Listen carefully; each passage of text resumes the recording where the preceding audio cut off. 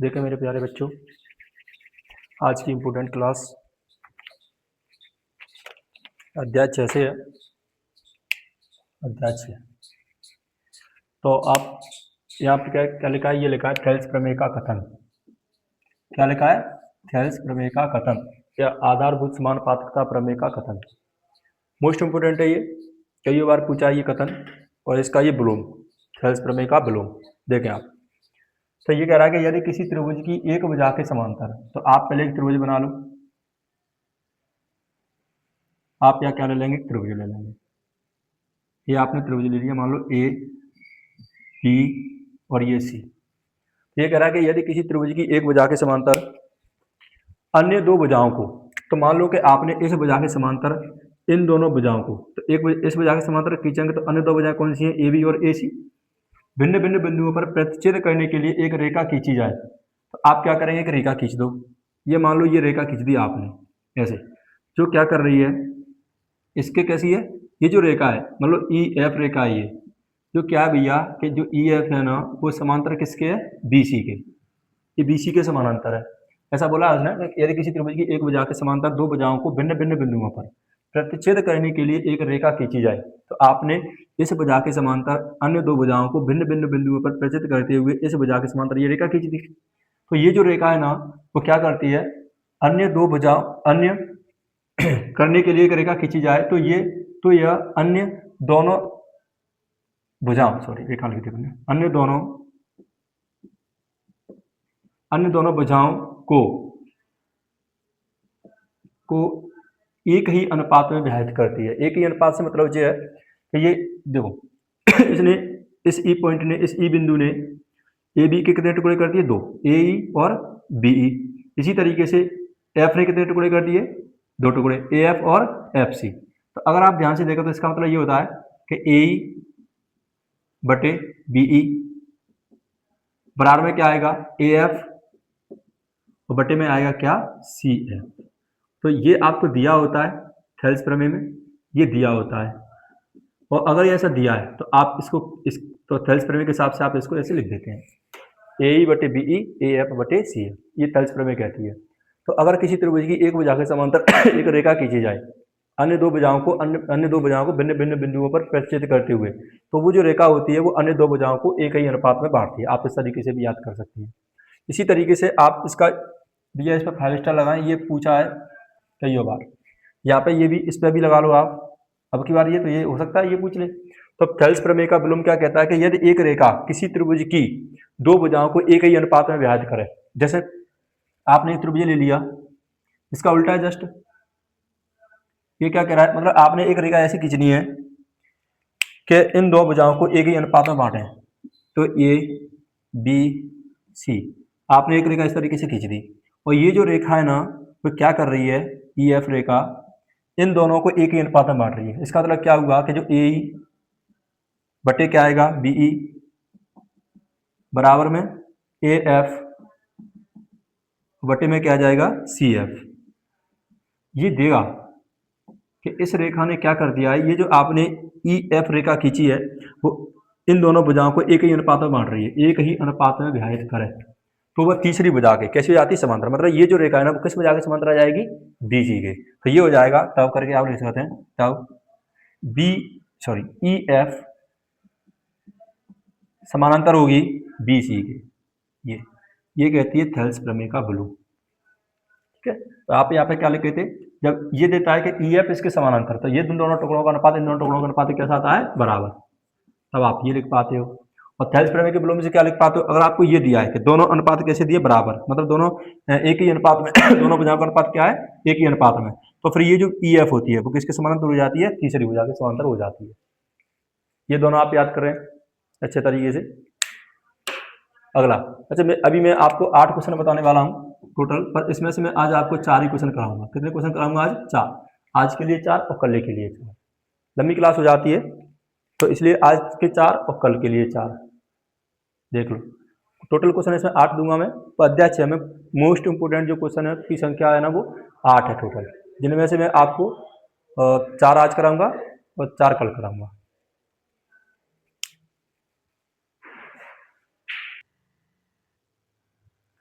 देखिए पहला क्वेश्चन ये कह रहा है कि यदि त्रिभुज एबीसी में डीई बीसी के समांतर है तो ईसी आपको ज्ञात करनी है। और इसमें आपको भुजाएं दी हैं, इसमें कुछ दिया है आपको, जैसे एई का मान कितना दिया है 1 सेंटीमीटर दिया है। एडी बराबर आपको दिया जा रहा है 1.5 सेंटीमीटर। एई बराबर लिखा है, एई बराबर लिखा है, एई बराबर दिया गया है आपको कितना, तो एई का मान आपके पास लिखा है भैया 1 सेंटीमीटर। उसके बाद में एडी का मान जो आपके पास लिखा है वो लिखा है 1.5 सेंटीमीटर। और डीबी का मान लिखा है अपने पास 3 सेंटीमीटर, जिसमें आपको ईसी ज्ञात करना है। क्या ज्ञात करना है? ईसी। देखें तो आपके पास क्या है कि त्रिभुज एबीसी है जिसमें डीई बीसी के समांतर है। तो सबसे पहले आप क्या करेंगे, एक त्रिभुज एबीसी बना लेते हैं। ये रहा त्रिभुज एबीसी, जैसे आपने बना दिया, ठीक है, जिसमें आपको क्या क्या दिया जा रहा है। जैसे मान लो ये आपने बना दिया है, इसका नाम ए बी और ये सी, जिसमें आपको एक डीई समांतर बीसी के दिया है। डीई समांतर क्या दिया है आपको? बीसी। वैसे तो वो आकृति देगा, नहीं देगा तो आप इस तरीके से बना लेना, अपने समझ के हिसाब से आपको सवाल ही करना है बस। डीई और किसके समानांतर है? ये जो डीई है, सॉरी, इसको आप नाम दे दो डी और इसको नाम दे दो क्या? ई।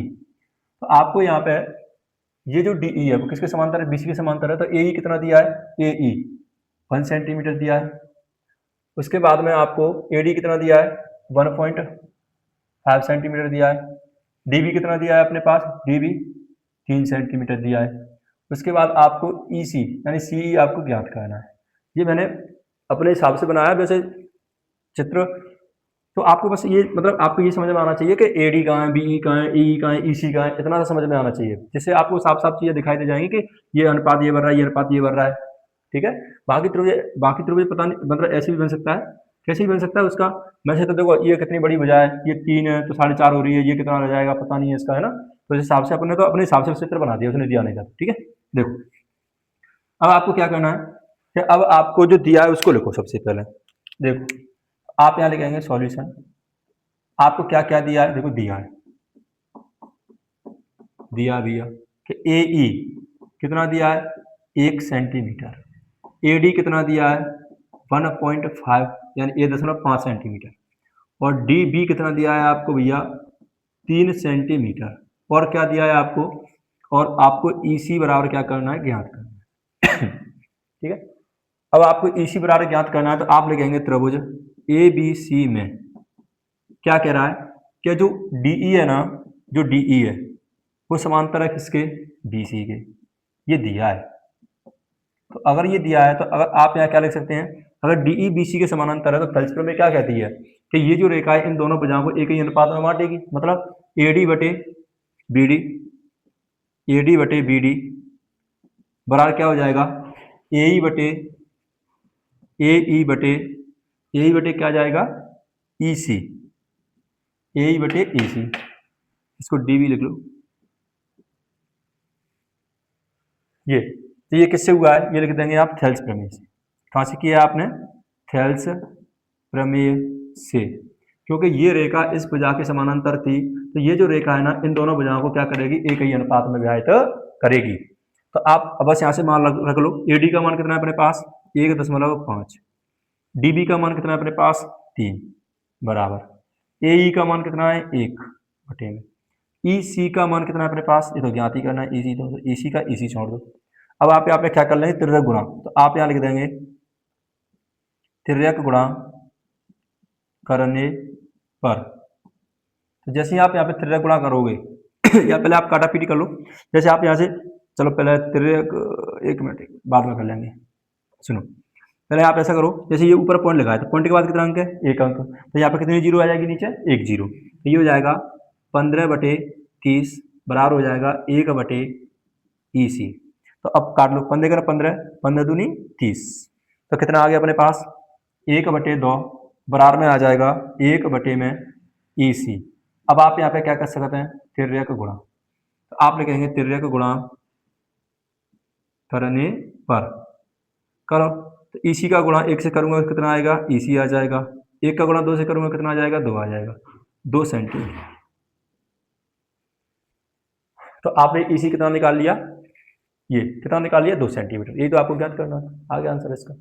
जैसा छोटा सा क्वेश्चन है 2 नंबर में आता है अध्याय जैसे क्वेश्चन, तो ज़्यादा बड़े बड़े क्वेश्चन करने की जरूरत नहीं है, छोटे छोटे जो क्वेश्चन है उनको अपन करेंगे उन्हीं से आ जाएगा। ठीक है, 8 क्वेश्चन है जिसमें से आज मैं आपको 4 करवा देता हूँ, 4 कल करवा दूंगा। ये इसका पहला क्वेश्चन था। थेल्स प्रमेय का कथन और थेल्स के विलोम का कथन आपको याद करना ही करना है। देखिए अगला क्वेश्चन लिखा है कि त्रिभुज पी क्यू आर की भुजाओं पी क्यू और पी आर पर क्रमशः बिंदु ई और एफ स्थित है, तो बताइए कि ई एफ समांतर क्यू आर है और पी का मान दिया है आपको 4, क्यू ई का मान दिया है 4.5 और पी एफ का मान दिया है 8 और आर एफ का मान दिया है कितना 9 सेंटीमीटर। तो आपको बताना है कि ये जो ई एफ है ना वो क्यू आर के समानांतर है। आपको ये सिद्ध करना है, ये मान के चलना, मतलब आपको ये बताना है कि ई एफ क्यू आर के कैसा है, समांतर है। तो इसे आपको अगर चेक करना है तो देखें आपको अनुपात चाहिए। अगर ये अनुपात इसका जो देखो पहले तो आप चित्र बना लेते हैं। आप एक पी क्यू आर त्रिभुज ले लो, आपने इस तरीके से एक त्रिभुज बना लिया, समझने के लिए ये लिख दिया अपन ने पी क्यू और आर।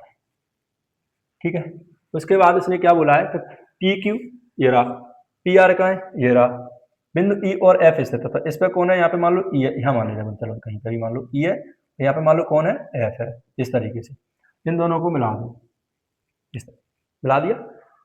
अब आपको यहाँ पे क्या क्या दे रहा है कि तो देखो, तो अगर आपको इस ई एफ को क्यू आर के समांतर दिखाना है तो इन दोनों भुजाओं का अनुपात कैसा आना चाहिए, इन दोनों भुजाओं के अनुपात के बराबर आना चाहिए। तो अपन थेल्स प्रमेय के विलोम से क्या हो जाएगा, जो ई एफ होगी वो किसके समांतर होगी, क्यू आर की। किसके समांतर होगी, क्यू आर के। क्योंकि थेल्स प्रमेय का विलोम क्या कहता है कि अगर आप यदि कोई रेखा त्रिभुज की दो भुजाओं को एक ही अनुपात में बांटे तो वो तीसरी भुजा की कैसी हो जाती है, समांतर हो जाती है। क्या कहता है थेल्स प्रमेय का विलोम कि यदि कोई रेखा त्रिभुज की दो भुजाओं को एक ही अनुपात में विभाजित करे तो वो तीसरी भुजा की कैसी होती है, समांतर होती है। तो अगर इन दोनों भुजाओं का जो अनुपात है वो कैसा आ जाए, इन दोनों टुकड़ों का अनुपात कैसा आ जाए, बराबर, तो ये रेखा इस भुजा की कैसी हो जाएगी, समांतर। तो इसके लिए आपको क्या चाहिए, पीई बटे ई क्यू चाहिए, पी एफ बटे क्या चाहिए, एफ आर चाहिए या आर एफ चाहिए। इतनी बात समझ में आई। तो ये निकाल लेते हैं सबसे पहले, तो जो दिया है पहले उसको लिखो। तो आपको क्या लिखा है यहाँ पे, देखो क्या दिया है, ये दिया है पीई बराबर कितना दिया है, 4 सेंटीमीटर। क्यूई कितना दिया है आपको, 4.5 सेंटीमीटर। पी एफ बराबर कितना दिया है आपको, 8 सेंटीमीटर। आर एफ बराबर कितना दिया है आपको, 9 सेंटीमीटर। तो आप क्या निकालेंगे, पहले पीई बटे पीई और बटे में आप लिख लेंगे क्यूई। तो पीई कितना है अपने पास, 4, क्यूई कितना है, 4.5। इसको ऐसा करो, ये 4 है, ये कितना भी है, 4.5 है। तो आप ऐसा करेंगे कि इस पॉइंट को उठाएंगे तो ऊपर एक जीरो हो जाएगी, तो ये हो जाएगा 40 बटे कितना आ जाएगा, या इधर ही लिख देते हैं, ये कितना आ जाएगा 40 बटे 45। अब आप इसको काट लो 5 से, 5 नाम 45 और ये 8 बार, तो कितना आ गया 8 बटे 9। मतलब पीई बटे क्यूई कितना निकल के आया है, 8 बटे 9 निकल के आया है। अब आप क्या निकाल लेंगे, इसी तरीके से पी एफ बटे में क्या आ जाएगा, आर एफ, पी एफ बटे आर एफ। तो कितना आएगा जी, देखो पी एफ कितना है अपने पास 8, ये कितना है 9। तो अगर आप ध्यान से देखें तो पीई बटे क्यूई कितना आ रहा है, 8 बटे 9। पी एफ बटे आर एफ कितना आ रहा है, 8 बटे 9। तो आप क्या लिख देंगे, अतः यह स्पष्ट है कि क्या हो पा रहा है कि जो पीई है, पीई बटे क्यूई है वो बराबर है किसके, पी एफ बटे आर एफ के। तो इन दोनों भुजाओं, इन दोनों टुकड़ों का अनुपात इन दोनों टुकड़ों का कैसा आ रहा है, बराबर आ रहा है। तो ये जो रेखा है किस भुजा के समांतर होगी, क्यू आर भुजा के समांतर हो जाएगी। तो तब आप लिख देंगे, इसलिए ये तब ये डाल दो, क्या होगा, ई एफ समांतर होगी किसके, क्यू आर के। और यहाँ पे आपको बात लिखनी है, ये किससे हुआ है, ये हुआ है थेल्स प्रमेय से, विलोम से, थेल्स प्रमेय के विलोम से। तो अब यानी बताया था मैंने थोड़ी देर पहले कि जब इन दोनों टुकड़ों का अनुपात इन दोनों टुकड़ों के अनुपात के बराबर होता है तो ये किसके समांतर हो जाती है, क्यू आर के। मतलब ये आपको देता है तो ये अपने आप कैसे हो जाती है, इसके समांतर हो जाती है। तो देखो ये आपको मिल गया, आपने इसको समांतर दिखा दिया।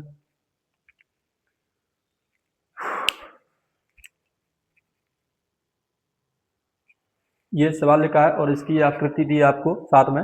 आपको बताना है कि आकृति में डी ई समांतर ए सी और डी एफ समांतर ए ई, तो सिद्ध कीजिए कि मतलब ये आपको दे रहा है कि जो डी ई है ना वो ए सी के समानांतर है। तो कहाँ डी ई ढूंढो, तो इसमें ये जो डी ई है आपको दिखाई दे रही है ये लाइन, ये मैं रेड कलर ही कर देता हूँ, ये किसके समानांतर है, ये ए सी के समानांतर है, इस तरीके से।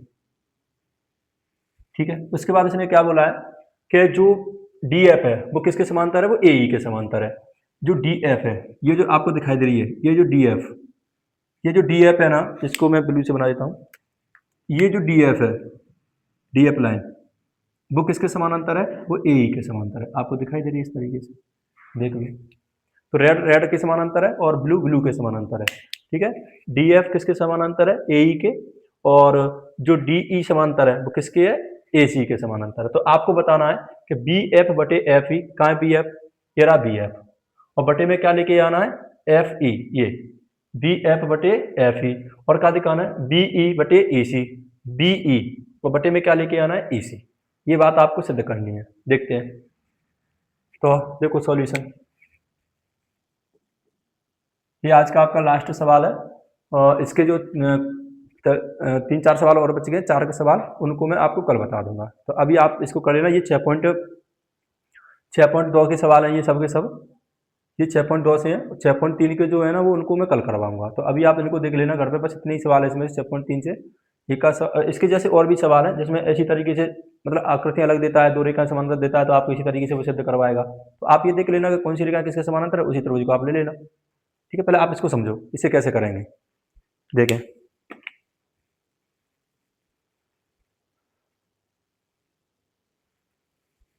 तो जो आपको दिया है उसे लिखो। तो आपको दिया है क्या कि डी ई समांतर है ए सी तथा और डी एफ समानांतर है ए, डी एफ समानांतर है ए। तो सिद्ध क्या करना है, इसको लिख लो यहाँ पे, सिद्ध करना है।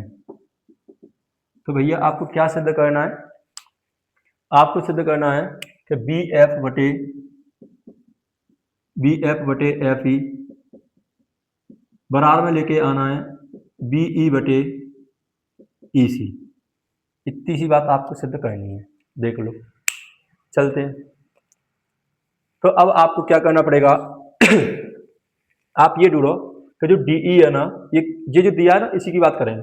तो जो डी ई है ना वो ए सी के समांतर है। तो ये कौन सा त्रिभुज है, तो जो डी ई है ये दिख रहा है आपको, रेड वाली दिख रही है डी, वो रेड के समांतर है।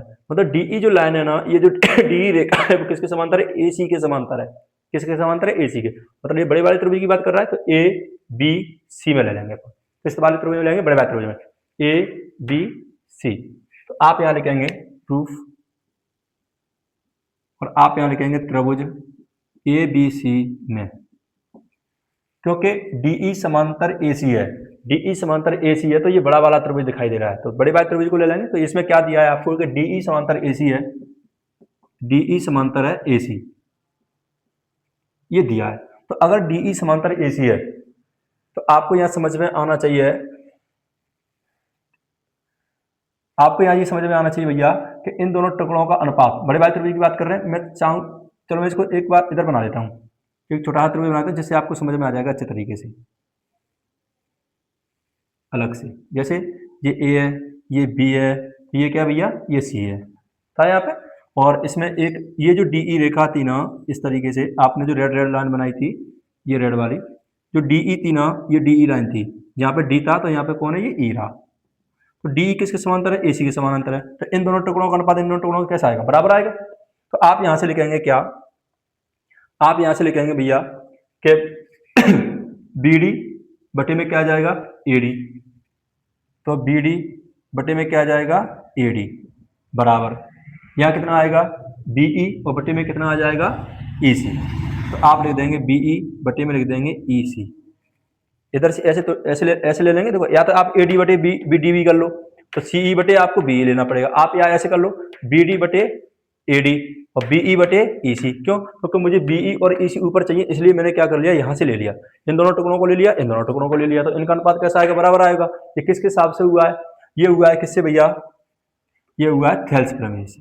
किससे हुआ है, थेल्स प्रमेय से। क्योंकि थेल्स प्रमेय यही तो कहती है कि अगर कोई मतलब यदि किसी त्रिभुज में एक भुजा के समांतर एक रेखा खींची जाए तो ये जो रेखा है अन्य दो भुजाओं को किस अनुपात में, एक ही अनुपात में विभाजित करती है।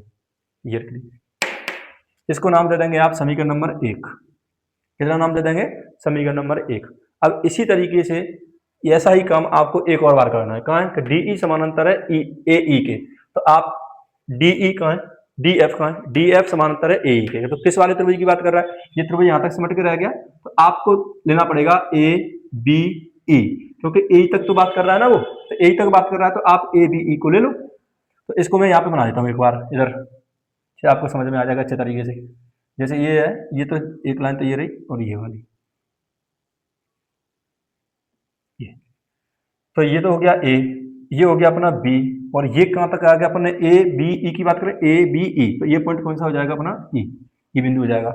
अब इसमें क्या कह रहा है कि जो डी है, ये तो डी तो यहीं की यहीं पर है, ये रहा, और इसको अपन ने मिला देना है किससे, एफ से, डी। अब ये जो रेखा है ना वो किसके समानांतर है, ए ई के समानांतर है। ये वाला त्रिभुज बना लिया मैंने, ए बी ई को मैंने अलग से बना लिया यहाँ पे, और जिसमें डी ई समान डी एफ समांतर है किसके, ए ई के। तो आप यहाँ बात कर रहे हैं त्रिभुज, लेंगे आप त्रिभुज ए बी ई में, ए बी ई में क्या है कि जो डी एफ है ना वो किसके समांतर है, ए ई के, ऐसा बोला है उसने। तो अगर डी एफ ए ई के समानांतर है तो आपको यहाँ पे समझ में आना चाहिए, तो थेल्स प्रमेय क्या कहेगी कि मतलब इन दोनों टुकड़ों का अनुपात इन दोनों टुकड़ों कैसा आएगा, बराबर आएगा, मतलब बी डी बटे ए डी। तो आप यहाँ पर लिख पाओगे बी डी बटे ए डी बराबर में क्या आएगा, बी एफ बटे बी एफ, बी एफ बटे में लिख देंगे आप एफ ई, एफ ई, ठीक है।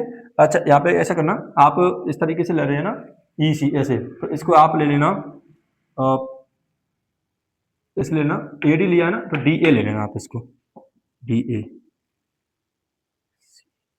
क्योंकि आप इस लेना बी डी डी ए, तो बी डी बी ई ई सी, तो इसको भी आप क्या लिख देंगे, डी ए। आप उससे कोई फर्क नहीं पड़ता, वो तो देखो आपने क्या लिया यहाँ पे, डी बी तो डी ए, तो यहाँ पे ले रहे हैं आप बी एफ और एफ, तो इससे चल रहे हैं ऐसे। आप ऐसे भी ले लो, डी बी डी बटे ए डी, बी एफ बटे ई एफ, बात ही की है, इससे क्या फर्क पड़ता है। तो ये आ गया समीकरण, ये किससे हुआ है अपना, थेल्स प्रमेय से, थेल्स प्रमेय से। तो इसको नाम दे देंगे समीकरण नंबर 2। इधर देख लो यहाँ। अब आप समीकरण 1 और 2 का LHS देखो कैसे है, बी डी बटे डी ए, बी डी बटे डी ए, तो इनके RHS कैसे हो जाएंगे, बराबर हो जाएंगे। तो आप लिखेंगे समीकरण 1 व समीकरण नंबर 2 से, तो क्या हो जाएगा, ये दोनों आपस में बराबर थे, ये दोनों कैसे हो जाएंगे, बराबर। तो ये हो जाएगा बीई, या पहले आप इस चलो ठीक है लिख दो, बीई बटे में क्या आ जाएगा, ई सी, बार में क्या आ जाएगा, बी एफ, और बटे में कितना आ जाएगा, एफ। अब सवाल में इसको आगे पीछे लिखा है, तो आप आगे पीछे करके लिख दो, या करके आप इसको ऐसे लिख पाएंगे, बी एफ बटे एफ ई बराबर क्या हो जाएगा, बी ई बटे ई सी। ये आ गया आंसर, ये हो गया आंसर प्रूफ, ठीक है। तो आप इस तरीके से इसको कर सकते थे, देख लो।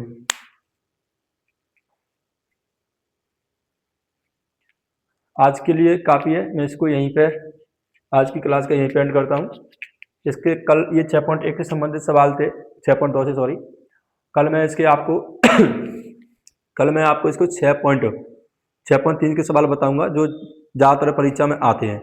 तो एक सवाल तो आपके लिए आएगा 6.2 से, और इसके अथवा में सवाल आ जाएगा अपना 6.3 से। तो 6.3 के इंपोर्टेंट सवाल बता दूंगा, ये 6.1 के मैंने आपको बता दिए, तो आपका काम बन जाएगा, लगा लेना इनको। देखते रहें भाई, क्लास मोस्ट इंपोर्टेंट क्लास है, और परीक्षा में ज़्यादातर मैक्सिमम सवाल यहीं से आ जाएंगे आपके लिए, देख लें आप।